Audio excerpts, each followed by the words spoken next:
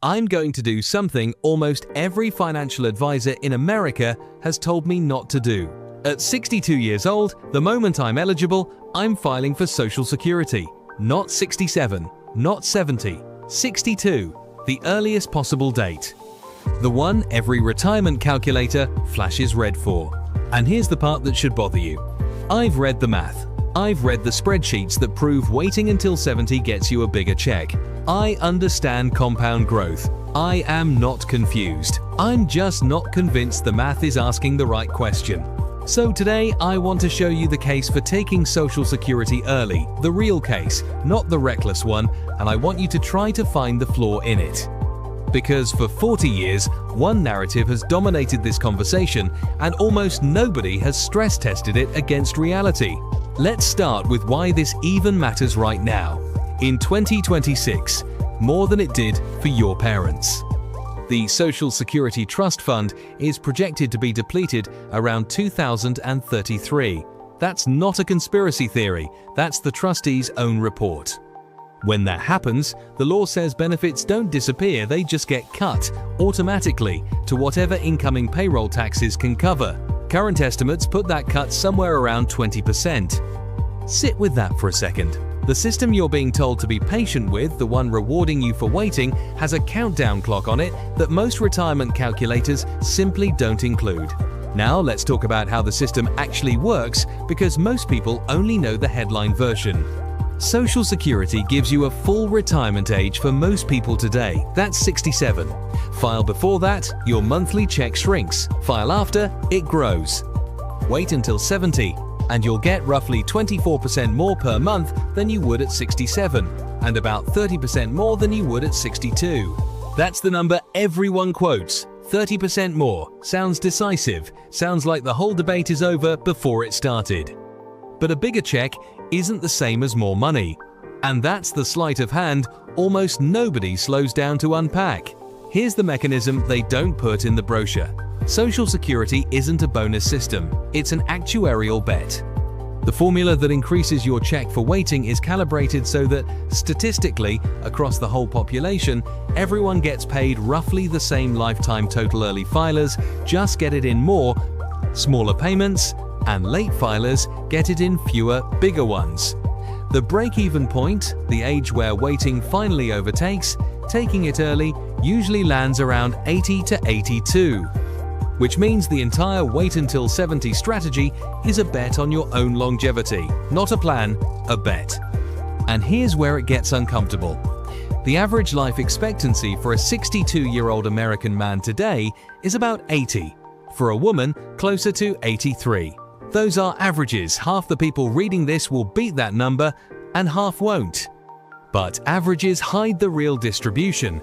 And the real distribution has a long, ugly tail of people who worked their entire lives, delayed benefits responsibly, and died at 74, having collected almost nothing extra for their patients. Nobody makes a documentary about that guy. He doesn't fit the narrative. So let's talk hype versus reality, because this is where the conversation usually goes off the rails. The hype says, delay for the guaranteed 8% annual increase, an ironclad return no market can match. And technically, that's true. Delaying does function like an annuity, with a strong inflation-adjusted payout. It's genuinely one of the better guaranteed returns available to a retiree, but that framing quietly assumes something huge, that the money sitting unclaimed in your 60s has no cost. It does. Every year you wait, from 62 to 70, is a year you're not collecting a check. You're entitled to a check. You could be spending, investing, or simply living on instead of drawing down your own retirement savings faster. Financial planners call this the bridge, burning your 401k in your early 60s to fund the wait. But bridges cost money to build. If the market has a strong run in exactly those years, and from 62 to 70 is often prime market exposure time, you can lose more in missed growth than you gain in a bigger government check decades later. Then there's the quieter irony sitting underneath all of it. The people most aggressively told to wait for the bigger check are often the people who most need the smaller one now. Lower income retirees, people in physically demanding jobs, people with family histories that don't point toward 85, they're the ones handed a strategy built for actuarial averages, not their actual lives. It's a little like being told to save the good china for a special occasion you might not live to host. Now zoom out, because this isn't really a story about spreadsheets. It's a story about trust in a system that's already told you on paper that it can't fully keep its promise. When I take my benefit at 62, I'm not betting on outliving an actuarial table.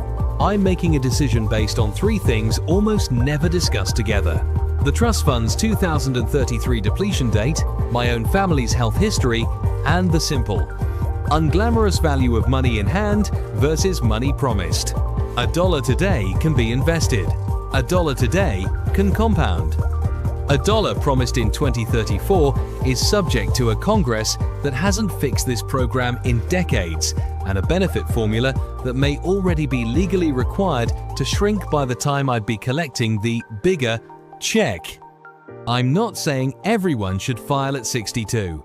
I'm saying the confidence with which wait until 70 gets preached as though it's obviously correct for every single person doesn't survive contact with the actual mechanics of the system, or with mortality tables, or with a trust fund that's running on borrowed time. The bigger implication here goes past me and my filing date. It's about how comfortable we've all gotten outsourcing retirement decisions to rules of thumb that were built for a system that assumed permanence. Assumed the trust fund would always be solvent. Assumed break-even math was the only math that mattered. Assumed you'd live long enough for patients to pay off. None of those assumptions are guaranteed anymore. Maybe none of them ever were. So here's what I'll leave you with, not a recommendation, a question. If a system tells you that patience is mathematically optimal, but the system itself admits it may not be able to keep that promise in 8 years, who exactly is the math optimized for?